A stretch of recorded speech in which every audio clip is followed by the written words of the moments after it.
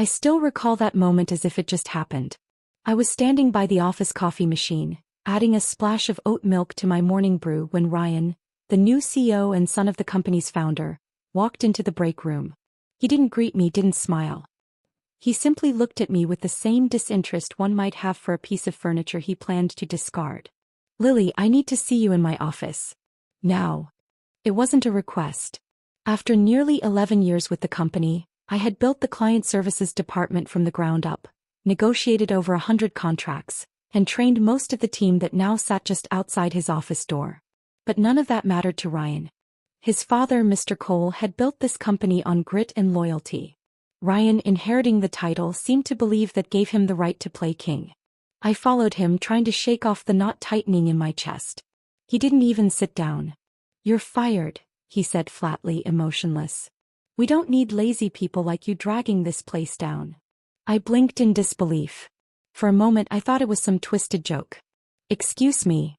"You heard me," he replied, casually flipping through a stack of papers as if deciding what to have for lunch. "Collect your things and leave, effective immediately." Stunned, I stared at him, my heart pounding in my ears. I wanted to shout, to demand an explanation, to defend myself. But instead I offered a calm, deliberate smile. "Understood. Have a nice day, Ryan." With my head held high, I left his office, though inside I was trembling. As I passed my teammates, I sensed their concern. A few even started to ask questions, but I discreetly shook my head. "Don't make this harder." I packed up my desk in silence, feeling the weight of the moment as I drove home. Memories flooded my mind. 11 years of dedication. Late nights, holidays spent working, tears held back after my divorce. I had given everything to this company only to be dismissed like I was nothing. Yet I wasn't angry, yet. What haunted me most was the way Ryan had said it, so confidently and carelessly. It didn't sit right. The timing was strange too. We were on the verge of finalizing one of our largest contracts. A deal I'd spent 6 months preparing for, the client I knew inside out, with the final review scheduled for that very Friday. Now I was gone. Had Ryan even looked at the contract? The next morning, just after 9 a.m., my phone buzzed. I didn't recognize the number and hesitated. Another blow could be waiting. But curiosity got the better of me. "Lily, it's Mr. Cole," came the voice. My real boss, the man who had hired me after a single interview 11 years ago. I felt a jolt run through me.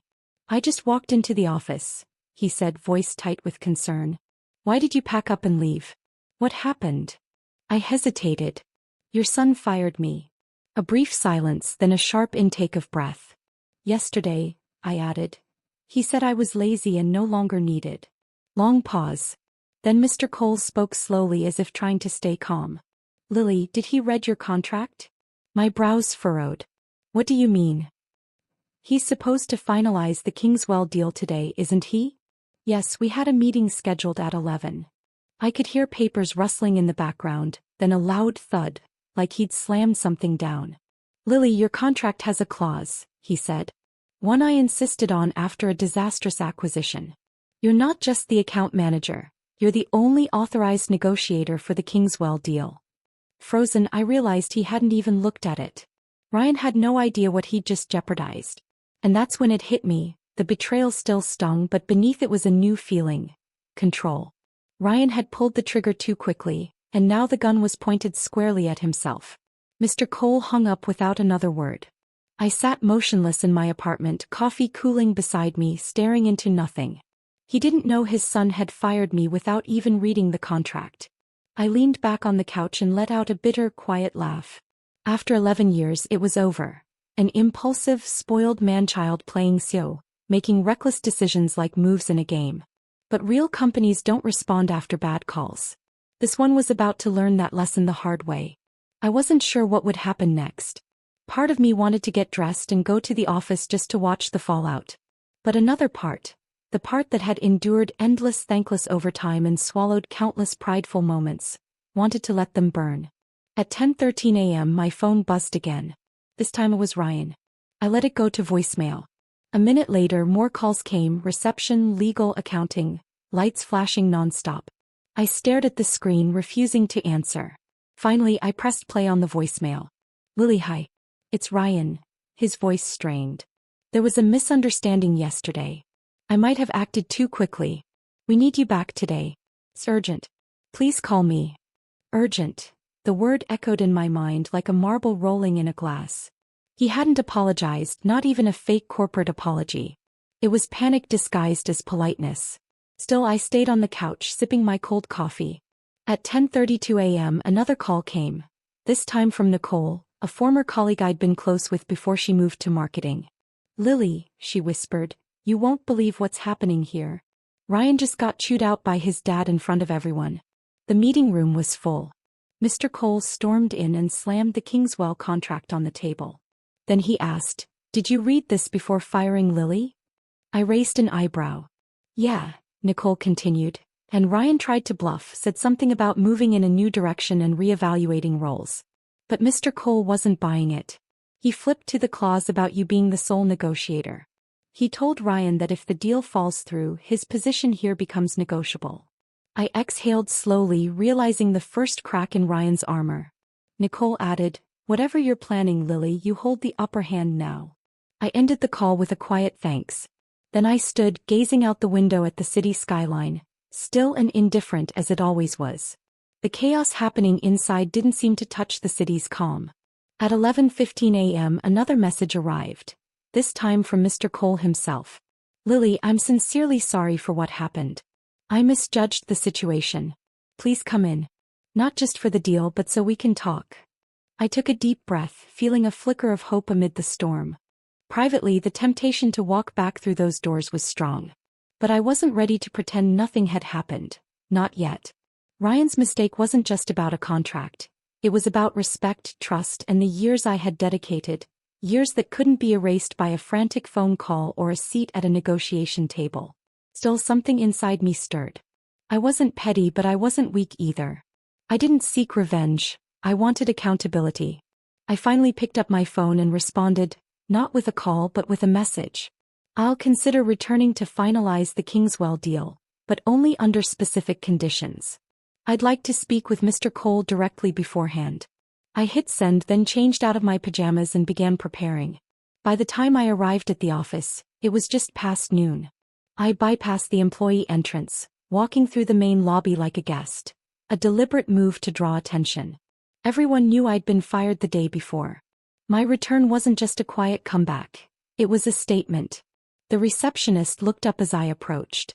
"Miss Harris," she stammered. "Mr. Cole is expecting you. Right this way." As I followed her down the hall, I noticed a shift in the atmosphere. People glanced up from their desks. Conversations hushed. There was a tense stillness, like the building itself was holding its breath. When I reached his office, Mr. Cole was standing at the door. He wasn't smiling. "Lily," he said, nodding. "Thank you for coming in." I nodded back, avoiding the urge to extend my hand. He stepped aside, allowing me to walk past into the office. I took a seat across from his massive oak desk. He closed the door, leaned against it, and exhaled slowly. "I made a mistake," he admitted softly. "A big one. I gave my son too much authority too quickly. I wanted him to prove himself, but I didn't expect him to burn bridges before he even learned how to build them." I stayed silent. He sat down, his tone softened. "What he did to you was unprofessional, disrespectful, and it jeopardized a deal we've worked on for over 6 months. I agree, you didn't deserve that." I nodded slowly. "I read the contract again this morning. Every word clearly states I have full autonomy over the Kingswell account. Legally, no one else can represent us during negotiations. That clause was put in place after the Steel Ridge debacle. I remember it well because I managed the fallout." His eyes met mine. "You didn't deserve what happened yesterday. And I want to offer you your job back, with full authority to finish the deal. Whatever conditions you need, we'll make it work." There was sincerity, regret even. But this wasn't just about the deal. It was about leadership, accountability, dignity. "I'll return," I said. "But I want everything in writing. A revised contract, clear authority over Kingswell, and no interference from Ryan." He nodded immediately. "Done. And one more thing," I added, voice firm. "This can't happen again. Not to me. Not to anyone." He gave me a slow, thoughtful nod. "You have my word." As I stepped out of his office, I saw Ryan standing at the end of the hall, arms crossed, pretending to be engrossed in a conversation with a junior executive. But his eyes locked onto mine. I didn't flinch. I didn't look away. I walked straight past him, and for a moment I swear I saw the exact second he realized his control was slipping. By 1 p.m. the boardroom was ready. The Kingswell team had arrived, and we had about 30 minutes before the meeting. I reviewed the final documents, confirming everything we had negotiated. Their CEO, Mr. S., was a no-nonsense man who valued trust above all else. Any sign of disorganization would send him running. As I placed the printed, translated version of the final terms on the table, I caught sight of Ryan pacing outside the glass walls of the meeting room, like a caged animal. Mr. Cole stepped out to intervene. Their muffled voices escalated quickly, until Mr. Cole's hand shot up, silencing Ryan. Ryan's face turned crimson. He looked over his shoulder at me, a mix of rage and humiliation, then stormed away. That was the last I saw of him that day. At 1:30 sharp, Mr. S. entered with his team. I greeted him in Arabic and his face lit up, a rare smile. "Respect goes a long way," he said warmly. The meeting proceeded flawlessly. 2 hours later we shook hands and signed the deal. As they left, Mr. Cole approached me again, this time with genuine relief on his face. "You saved us," he said. "I owe you more than an apology." "I think you owe your company a leader," I replied. "Someone who understands the difference between power and responsibility." He didn't argue. Later that evening, as I walked to my car, the weight I'd carried for the past 48 hours finally began to lift. I had returned, not just as an employee, but as someone who knew her worth and demanded it. But deep down I knew this wasn't over. Ryan might have been silent today, but men like him don't vanish. They retreat only to retaliate later.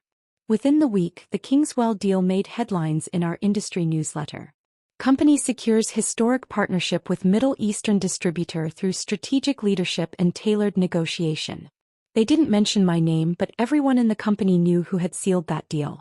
My inbox filled with quiet congratulations. Messages from juniors I'd mentored years ago, managers who'd once overlooked me in meetings but now praised my leadership. I appreciated their words, but I wasn't naive. I knew how quickly perceptions could shift when the wind changed direction. The office atmosphere lightened, smiles, laughter returned to the break room. Mr. Cole made it clear that Ryan was no longer involved in high-level decisions, at least for now. Yet a small sense of unease lingered.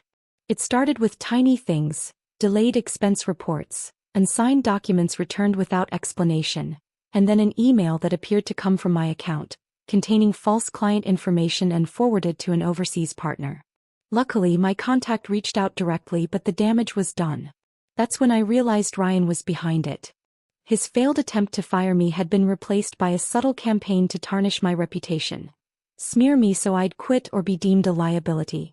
Classic corporate sabotage. And I'd seen this game before. Early in my career, I'd worked under a director who played the same manipulative tactics, cutting off resources, isolating me from projects, poisoning my reputation until I had no choice but to disappear. But I was no longer that naive girl. I wasn't going to vanish. I kept detailed records.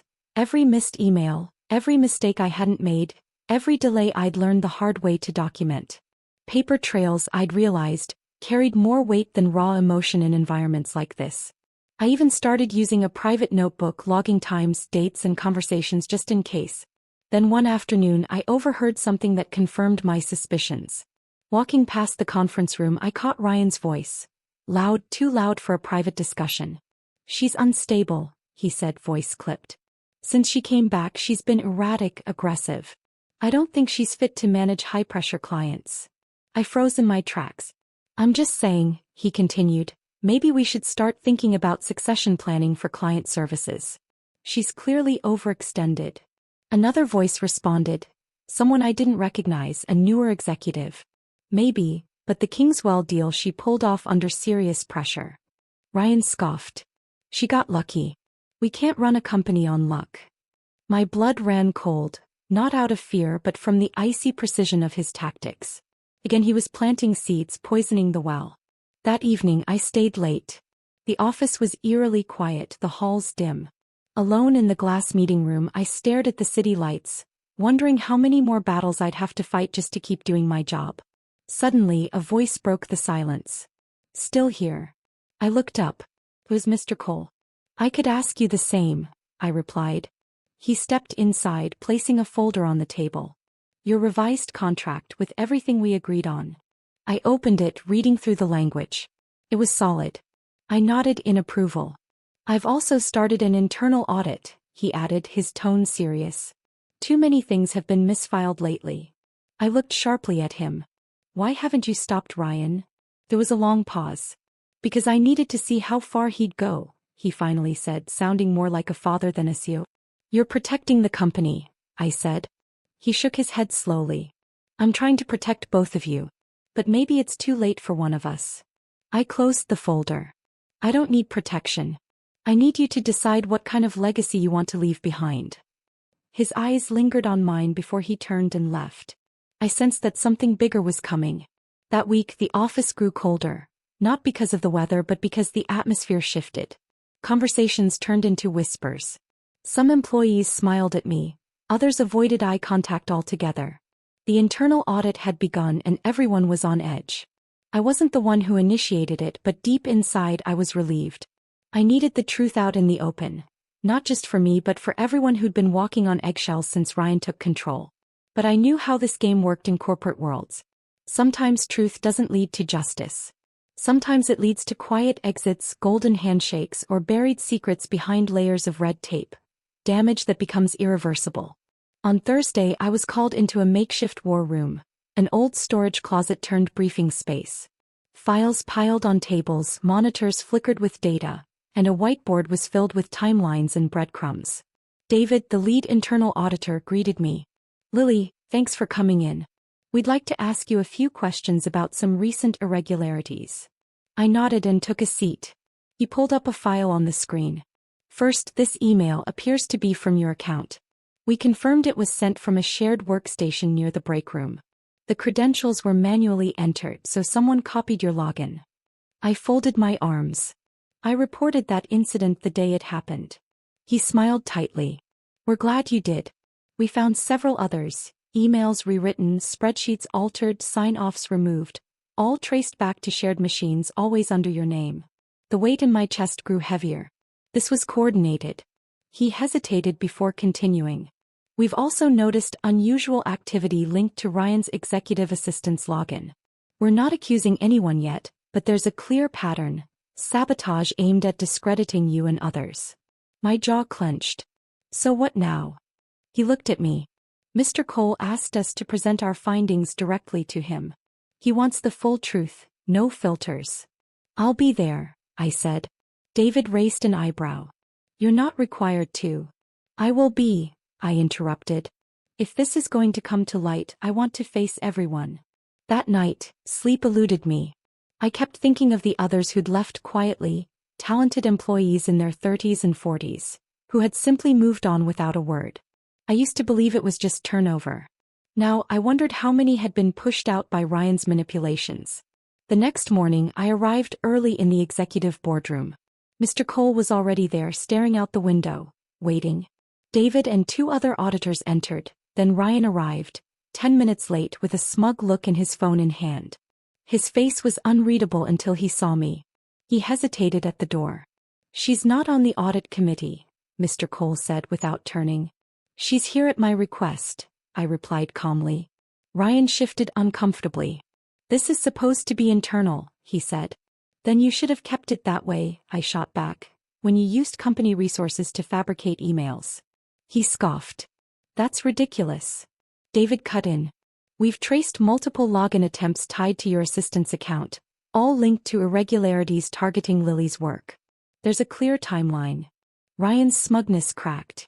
You're reaching, he said. She's just bitter about being let go. I looked him in the eye. You didn't let me go, Ryan. You sabotaged me, and you nearly sank the biggest deal this company has landed in 5 years. Mr. Cole finally spoke. I gave you a chance, he said quietly. More than one.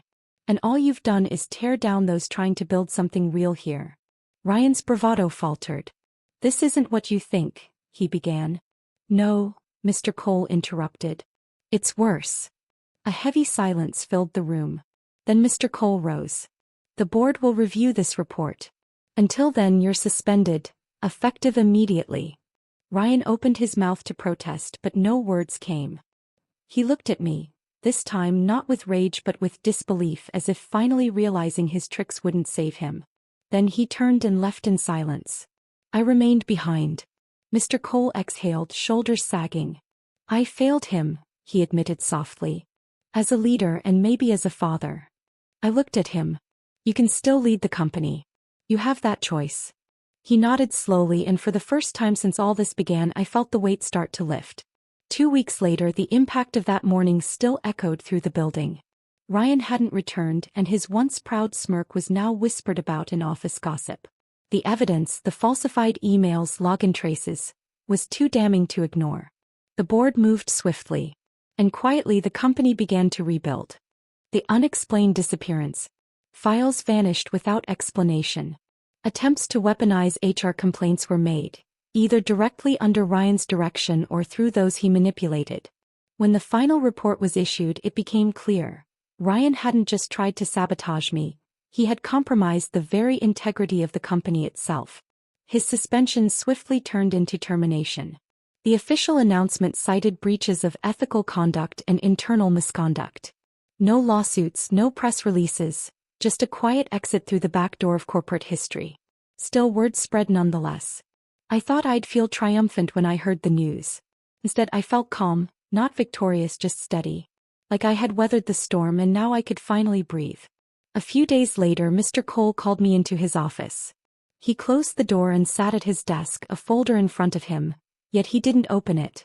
I've spent a lot of time thinking about everything that's happened, he began, and what I want this company to be moving forward. I stayed silent, letting him speak. You've shown more leadership in the past month than most executives do in a lifetime, he continued. You protected our biggest deal, maintained your composure during a public humiliation, and navigated personal attacks with professionalism. That's the kind of person I want helping to lead this company. He slid a folder across the desk. Inside was a promotion letter, Director of Client Strategy, an executive-level role reporting directly to him. I looked up, surprised. I didn't ask for this, I said. I know, he replied. That's why you deserve it. I hesitated. Then I gave him a small nod. If I accept, I said, I want to know how we move forward. I don't want just a title, I want to rebuild this culture the right way. He smiled. That's exactly what I was hoping you'd say. Later that evening, I sat alone in my new office, an interim space while renovations were underway. I stared at the blank nameplate on the door. For years I'd walked these halls wondering if anyone truly saw the work I did. The late nights, the client saves, the fires I'd put out without a single word of recognition. I'd thought silence was the best way to keep peace, to avoid friction. But silence had almost cost me everything. It became clear. This wasn't just about a contract or a position. It was about remembering that competence isn't arrogance and professionalism isn't weakness. I'd been underestimated, dismissed, even sabotaged. But I had never been defeated. And I refused to become bitter. That, to me, was the real victory. In the weeks that followed, I reshaped the department. I reopened lines of communication, reinstated those who had been unfairly pushed out, and created an anonymous reporting system, so no one else would have to fear retaliation for speaking up. I also made time for the younger employees, some of whom had witnessed what I'd gone through. They quietly asked how I stayed strong. I told them the truth. You don't always get to choose the battles. But you do get to decide who you become in the middle of them. As for Ryan, the last I heard, he was interviewing at smaller firms out of state. His reputation had caught up with him, some said. Mr. Cole may have pulled strings to keep his name from being dragged through the public mud. Perhaps his final act of fatherly love. I didn't ask. I didn't need to. One afternoon, while walking through the office, I paused by the glass wall that once housed the Kingswell negotiations. I remembered everything. The sabotage, the chaos, the panic, and the eventual triumph. That deal had changed the course of my career. But the real turning point had come the moment I smiled at Ryan and walked out of his office, refusing to beg, refusing to back down. That was when I knew my worth. And I realized I'd never again let anyone, boss's son or not, take that from me.